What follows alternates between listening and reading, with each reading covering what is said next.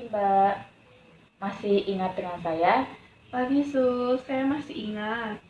Baik, hari ini kita akan melanjutkan latihan berikutnya. Sebelumnya, bagaimana perasaan Mbak hari ini? Sekarang lagi baik-baik saja Sus, bahagia. Baik, apakah Mbak sudah mencoba teknik sebelumnya, yaitu teknik nafas dalam, teknik verbal, dan teknik berzikir? Sudah Sus, Baik, bagaimana hasilnya? lebih bisa mengontrol emosi saja. Baik, apakah Mbak pernah minum obat yang diberikan dokter untuk membantu mengontrol marah? Pernah, Baik, saat Mbak minum obat dari dokter, apakah perasaan marah biasanya berkurang? iya, berkurang. Pernahkah Mbak lupa atau sengaja tidak minum obat dan apa yang terjadi setelahnya? Saya susah mengontrol emosi. Baik, kalau rutin diminum, apakah Mbak merasa lebih tenang? Iya, lebih tenang. Baik, obat yang diberikan dokter berfungsi untuk mengontrol kerja otak dan menurunkan intensitas emosi marah, sehingga Mbak bisa lebih tenang. Supaya Mbak dapat mengontrol marah secara lebih stabil dan mencegah ledakan emosi, yang diperlukan adalah obat sesuai resep dokter, lalu minum lalu air minum untuk membantu meminum obat, dan yang terakhir adalah tempat penyimpanan obat yang aman. Ini obat yang diresepkan dokter untuk Mbak. Ya, Ini oke. kita lihat dosisnya ya. Minum obat dengan air putih sesuai dosis yang dianjurkan dokter, jangan dikurangi atau ditambah sendiri. Usahakan minum obat pada jam yang sama setiap hari.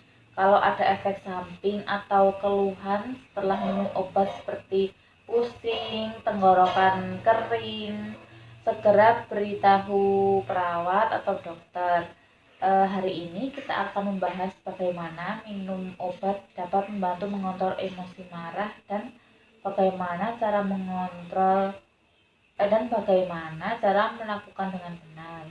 Latihan ini berlangsung selama 10 menit dan tempatnya di sini. Apakah Mbak setuju? Setuju. Baik. Sebelumnya, obat yang diberikan dokter berfungsi membantu mengontrol kerja otak dan menurunkan intensitas emosi marah, sehingga Mbak bisa lebih tenang. Tujuannya supaya Mbak dapat mengontrol marah secara lebih stabil dan mencegah ledakan emosi. Yang perlu dipersiapkan yaitu obat sesuai resep dokter, air putih, dan yang terakhir tempat penyimpanan obat yang aman. Minumlah obat dengan air putih sesuai dosis yang dianjurkan dokter, jangan dikurangi atau ditambah sendiri. Usahakan minum pada jam yang sama setiap hari. Kalau ada efek samping atau keluhan setelah minum obat seperti pusing, tenggorokan kering, segera beritahu perawat atau dokter. Apakah Mbak sudah paham? Paham Sus. Baik. Bagaimana perasaan Mbak setelah minum obat ini? Apakah merasa lebih tenang? Lebih tenang. Baik, sekarang sudah berbicara Mbak lebih stabil, ketegangan di wajah berkurang. Sebelumnya Mbak coba sebutkan cara minum obat yang benar sesuai yang saya ajarkan tadi.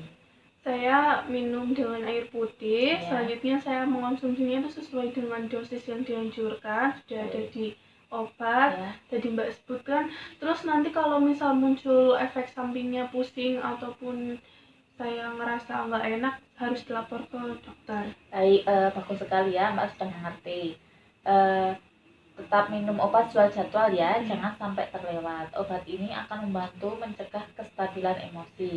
Besok kita akan mengevaluasi semua teknik yang sudah dipelajari, yaitu nafas dalam, teknik verbal, berzikir, dan minum obat, untuk melihat mana yang paling efektif untuk Mbak.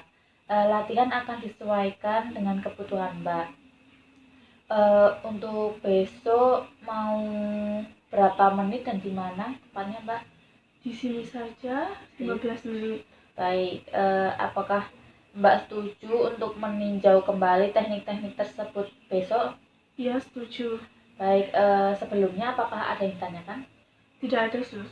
Baik, untuk latihannya cukup sampai di sini. Jika tidak ada yang ditanyakan, saya pamit ya. Iya, Sus. Terima kasih. Baik, sama-sama.